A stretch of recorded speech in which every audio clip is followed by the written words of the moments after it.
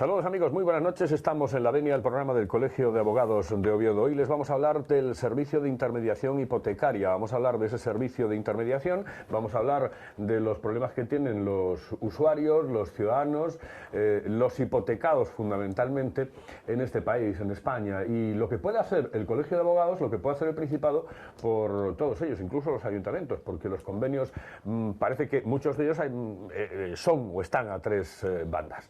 Tenemos hoy a dos personas, una que ha estado concretamente durante 6 meses en el servicio de intermediación hipotecaria y que nos puede hablar de muchísimas cosas, de cuáles han sido sus experiencias durante estos 6 meses en ese servicio, y a Carmen Trelles, que es suficientemente conocida de todos ustedes y que está metida dentro de ese servicio de intermediación y que está dentro fundamentalmente de lo que se llama la mediación en nuestro país. Carmen, muy buenas noches, saludos. Buenas noches. Buenas noches. Carlos, gracias por estar otra vez aquí. Nada, ya sabes que nosotros con la mediación tenemos como un feeling, ¿no? Sí. Entonces, oye, no hay problema. Es una maravilla. Rocío, muchísimas gracias por estar con nosotros y muy buenas noches. Hola, buenas noches. Buenas noches. Bueno, pues vamos a comenzar. Yo creo que podemos comenzar, Carmen, esta semana por un triste suceso que no tiene nada que ver con el mundo, pero me da la sensación de que tenéis ganas por lo menos de decir algo, ¿no? Sí, gracias por darnos la oportunidad de, creo que es lo mínimo que podemos hacer como abogadas, como letradas, gente que, como nosotros profesionales, que llevamos muchos años peleándonos con este tipo de problemas, manifestar nuestra más enérgica repulsa al asesinato o al parricidio cometido con estos 2 menores de edad, cuando las cosas estaban cantadas, era casi una muerte anunciada, y todos miramos para otro lado y no pudimos ayudar a esta madre, que desde aquí quiero decir que, nos solidarizamos completamente con ella. Es muy triste. Tremendamente triste, absolutamente triste, sobre todo cuando ya se había denunciado, que ese es uno de los problemas, desgraciadamente, en este caso, que no concuerdan mucho con lo que debería de ser la realidad. Bien, señores, pues vamos a comenzar y vamos a hablar de ese servicio de intermediación. Rocío, quiero empezar por ti para que me hagas una referencia en líneas generales, después hablaremos de cuestiones concretas, pero ¿cuál ha sido tu experiencia en estos 6 meses al frente del servicio, en el servicio? Bueno, mi experiencia ha sido una de las experiencias personales más positivas y más gratificantes que yo he podido tener a lo largo de la trayectoria de mi carrera, ¿no? En el servicio de intermediación, pues allí normalmente atendemos a personas, a deudores hipotecarios que se encuentran en los umbrales de exclusión. El escuchar es, entiendo yo, uno de los puntos básicos dentro de este servicio, ¿no? Hombre, su función prioritaria es llegar a acuerdos, intermediar tanto entre ese deudor y ese banco, pero escuchar y la necesidad de información que tiene el usuario de ese servicio es, desde mi punto de vista, uno de los aspectos más importantes del mismo.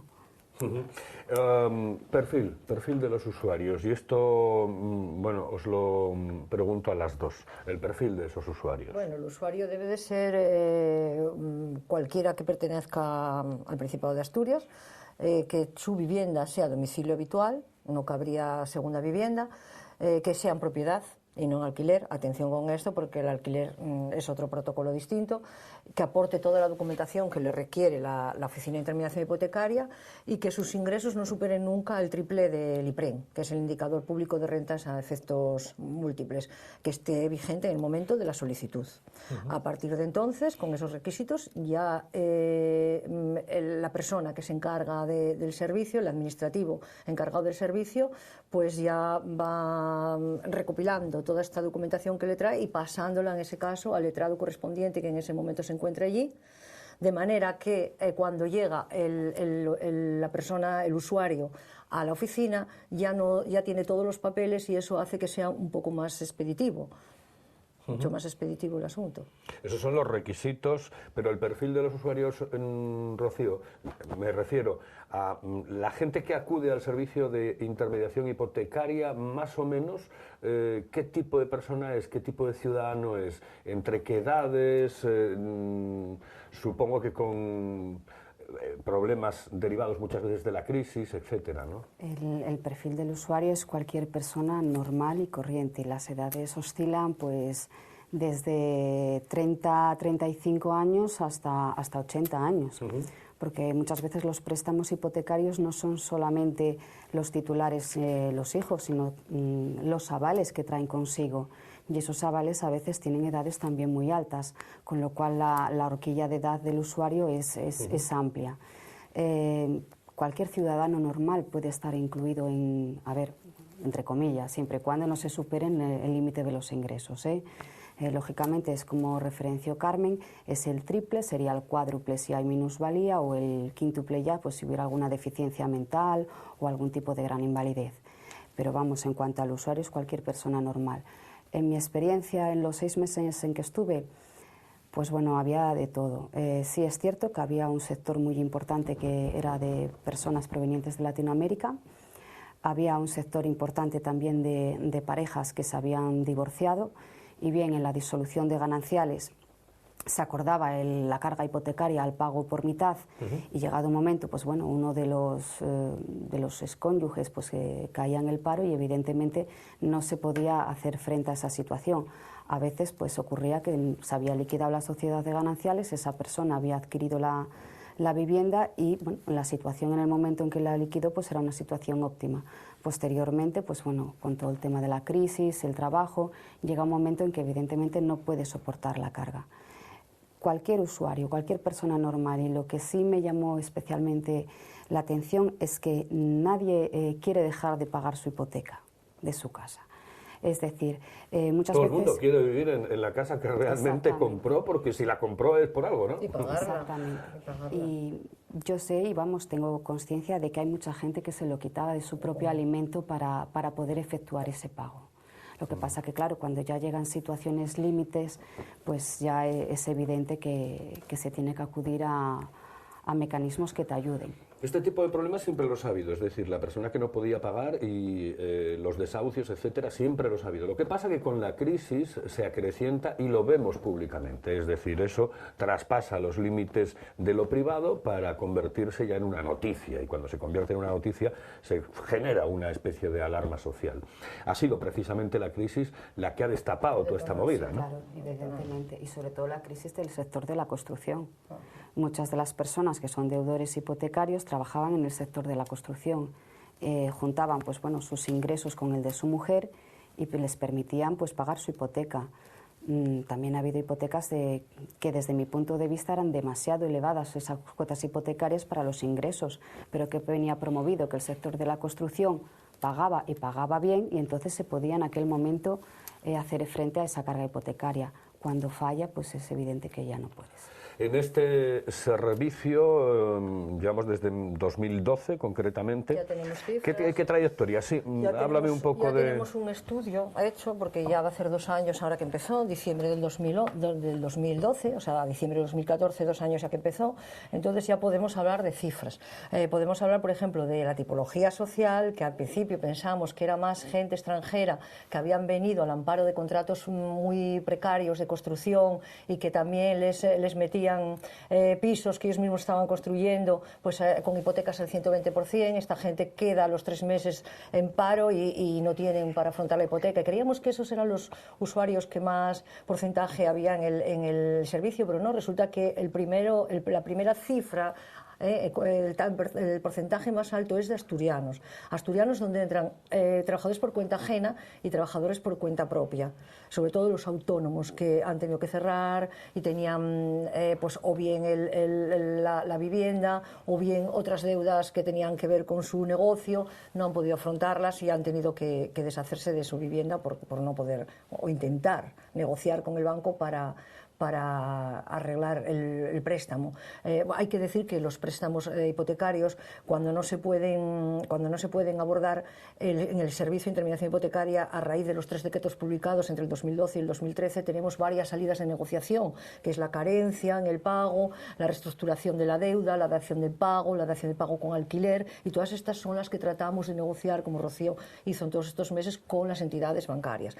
Bueno, pues lo que estábamos diciendo, el perfil gana en mayoría, un porcentaje, luego muy cerquita el de los extranjeros, pero primero son los asturianos, y luego están esas familias también que llegado el divorcio, hay bastantes, se producen problemas y hay un problema tremendo porque se han dejado de dar, ese Acosta tenemos datos, se han dejado de dar daciones en pago por culpa de que los dos cónyuges no se ponían de acuerdo a la hora de firmar la dación de pago los dos. O sea que el perfil de esos ciudadanos, ya de la tipología social que tenemos de ciudadanos que asisten o que piden el servicio de intermediación hipotecaria ya está estudiado. Y también está estudiado también pues el coste, por ejemplo, muy importante, de cuánto sale un servicio prestado, o sea, un expediente de intermediación hipotecaria frente a un desahucio por la vía judicial. Un desahucio por la vía judicial sale por en torno a unos mínimos 6.000 euros, puede llegar a 7.000 euros. Y nuestro servicio de intermediación hipotecaria, cada expediente ha salido por 176,36 euros. O sea, la diferencia es abismal, ¿no? Es clara y yo creo que estamos a favor de que están empezando los bancos a verlo, y en el trabajo que hemos hecho hemos visto cómo ha variado la actitud de distintas compañías desde el principio de que se puso en marcha el servicio ahora. Ahora son los bancos a veces los que ya llaman al cliente para proponerle ante el impago de una o dos cuotas que puedan tomar. Por ejemplo, el otro día nos llamó un señor, un autónomo, que el banco le había, motu propio, ofrecido una carencia de 2 años, como dice el decreto. O sea, no todos los bancos, pero bueno, podría estar dando. Los bancos al principio, lo que me decías, lo veían un poco duro, ¿no?, el tema, y sobre todo estaban en sus 13, es decir, pero al final se han dado cuenta de que llegar a acuerdos es muchísimo mejor.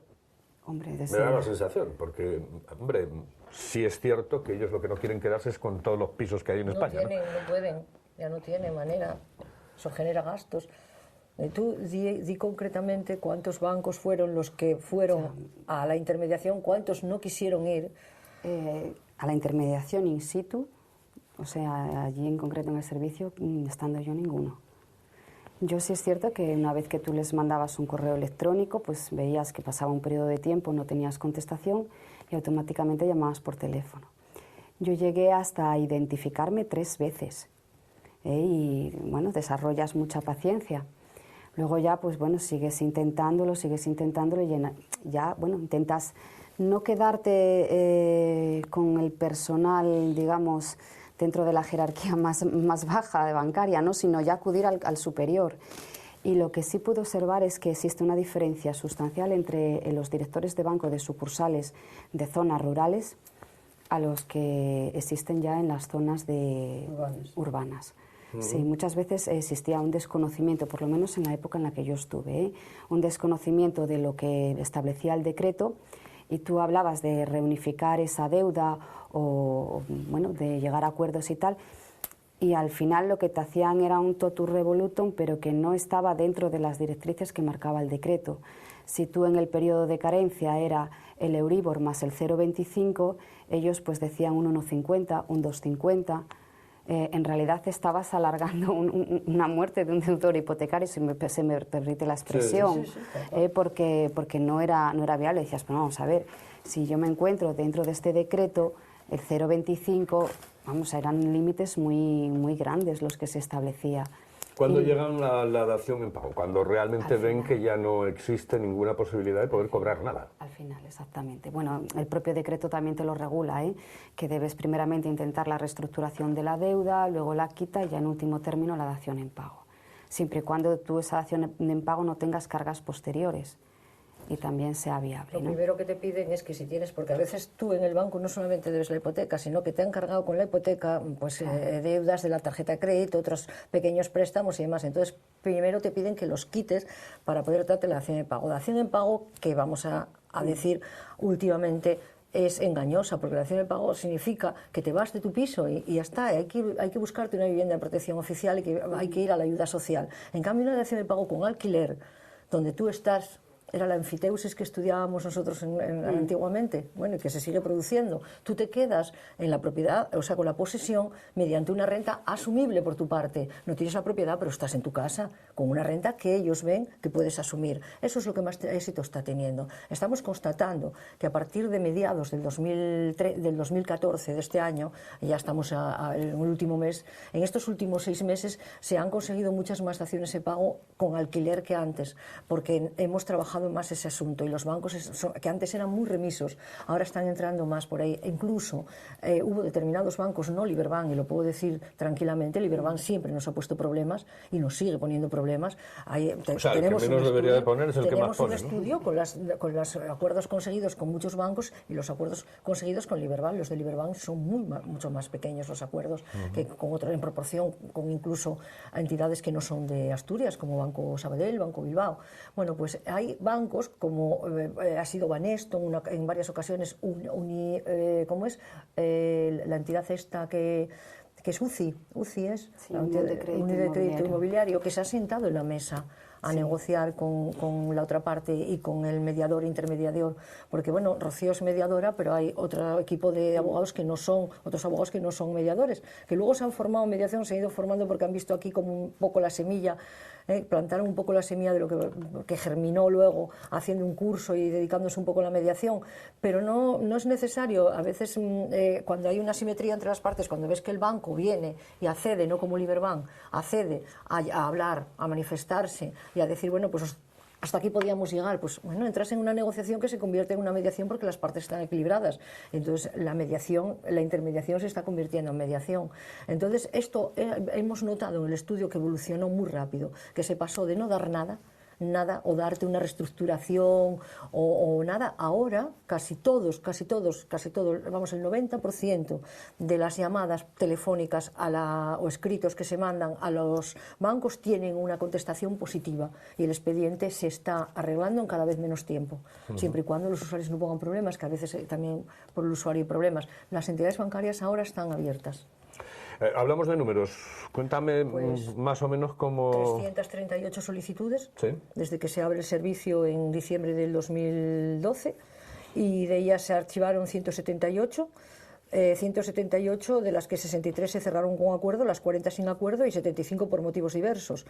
Con frecuencia de esta cifra son derivados a la Dirección General de la Vivienda, porque lo que necesitan es una vivienda una ayuda social para el alquiler, porque ya no se puede hacer nada con ellos. Y otros están en pleno procedimiento judicial o con demanda. Bueno, todavía con demanda se está intentando llamar al banco y decir si la pueden paralizar, si podemos hablar. Pero cuando ya el procedimiento está un poco avanzado, entonces se manda al SOJ, al Servicio de Orientación Jurídica, para que allí le nombren un abogado del turno de oficio. Esas no las tenemos, no sabemos, estamos pendientes de que los jueces nos contesten en qué han parado, si ha habido lanzamientos, no ha habido lanzamientos. No tenemos noticias en estos últimos meses de que desde asuntos que hemos tratado en la oficina hayan terminado el lanzamiento. No tenemos noticias.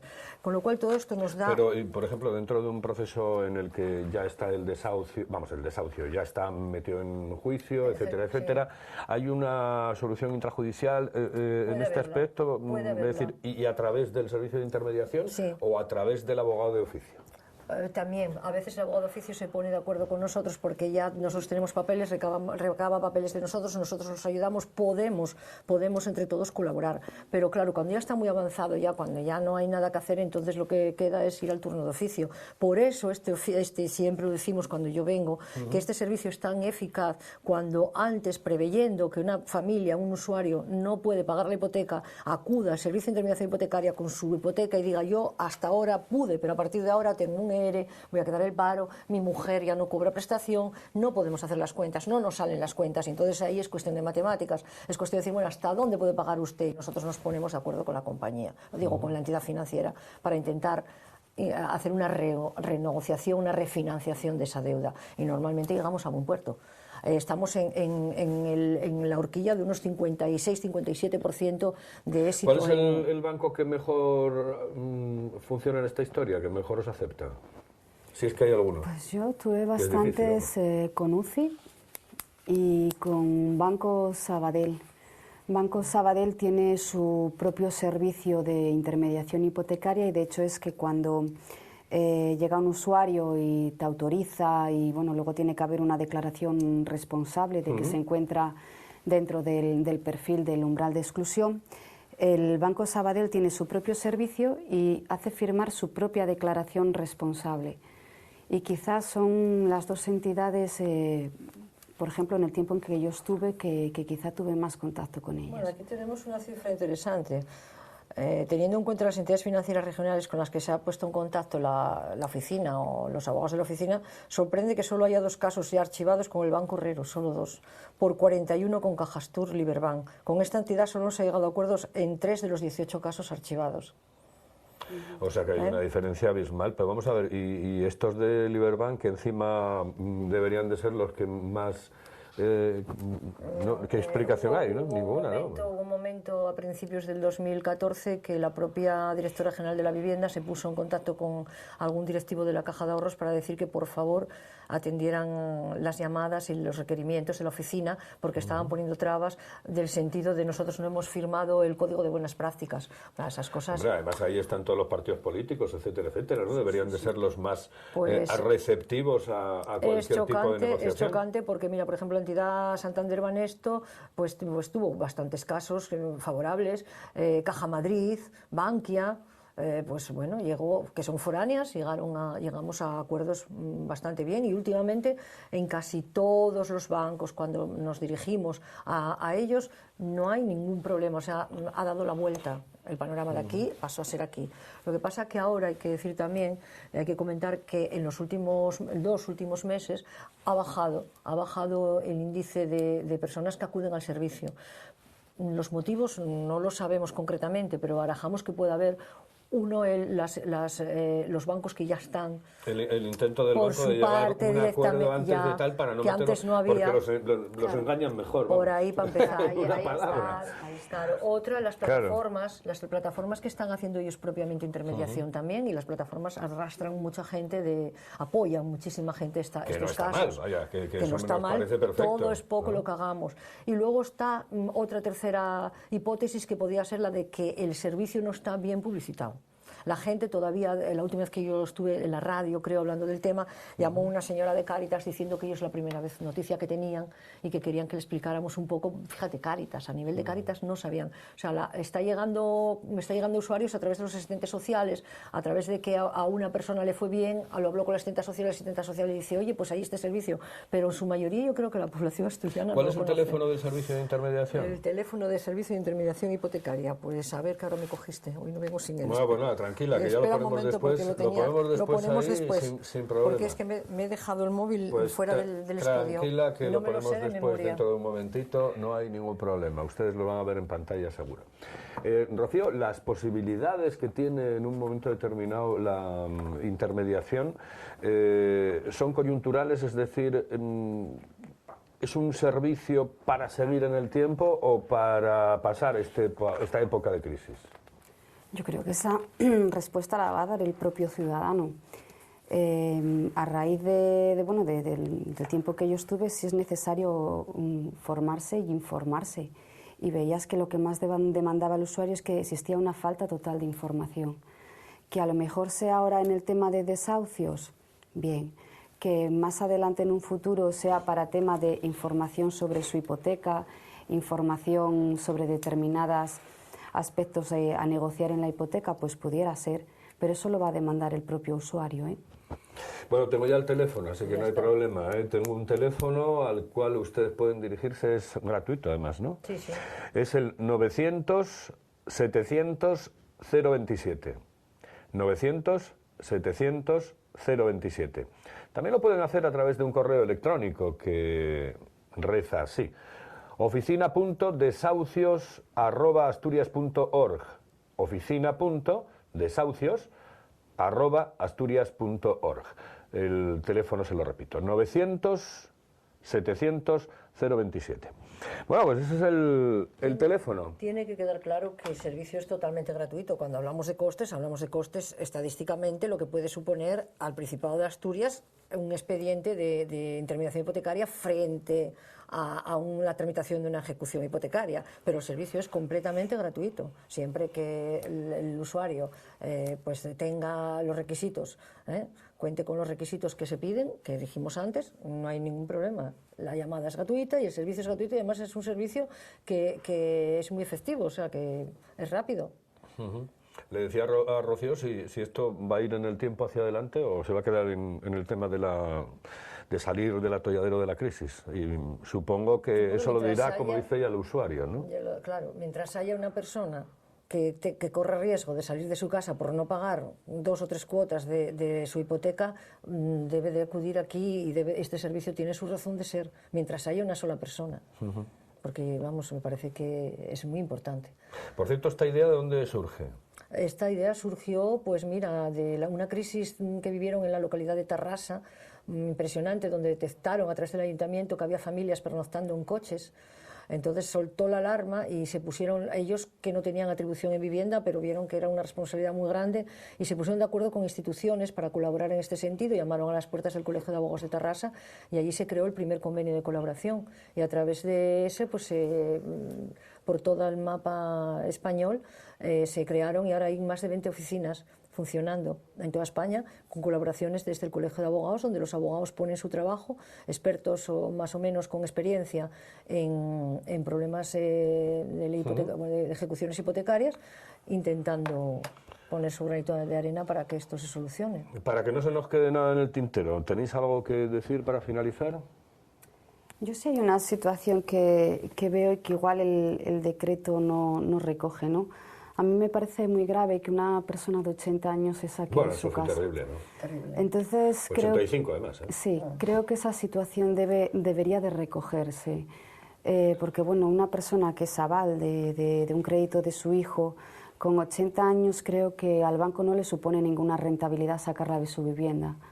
Si nos ponemos en el índice normal... En este caso, al parecer, era una especie de... no sé si se llaman usureros o cómo se llama, pero sí, una entidad financiera. Que no fuera un banco sí, concretamente. Entonces, ¿no? Al parecer, no era un banco, ¿no? Era alguien que había prestado, un prestamista, ¿no? Usurero, prestamista, al final acaba siendo... Sí, pero eso debería regularse. Eso debería de regularse. Además, hay una ley de usura ya que debería de aplicarse. Maneras, aunque solo sea por la cuestión social, exacto, yo siempre entiendo que las sentencias en este caso concreto no se deberían de determinar hasta no garantizar el bienestar de la señora. Porque claro, ¿cómo voy a dejar yo una señora? Por mucha sentencia a favor que tenga, por mucha razón, pero oiga, señora, yo no puedo dejar a una señora de 85 años en la calle, pero eso tiene que salir ya de la propia sentencia, ¿no? En un momento determinado decir, oiga, no, es que yo no puedo dejar... Responsabilidad social. Lo siento mucho, ustedes tienen toda la razón, pero yo a esta señora de 85 no la dejo en la calle. Hagan ustedes lo que quieran, pónganse de acuerdo, pero yo una mujer de 85, este país tiene que garantizar esa historia. Y no el Rayo Vallecano. Exactamente, y no el Rayo Vallecano. Ahí limitaría incluso con los derechos de los ancianos. Mira, ¿sabes qué pasa, Rocío? Que es que esto limita ya con la Constitución. Sí, es decir, pero ¿sabes qué ocurre? Que todo lo que se pone en la Constitución muchas veces es teórico. Derecho a una vivienda digna, derecho a un trabajo, ¿derecho a qué? Si al final realmente es un debate teórico, absolutamente teórico. Vamos a lo práctico y en lo práctico sí podríamos entrar para decidir que jamás en la vida a una señora se le puede sentenciar a marchar de casa a los 85 años. Y punto. No hay más. Yo creo que sería así. Muchísimas gracias, Rocío, por estar con nosotros. Carmen, muchas gracias. Muchas gracias, Carlos. Saludos. Señoras y señores, nosotros volvemos, si les parece, la próxima semana aquí en La Venia, el programa del Colegio de Abogados de Oviedo.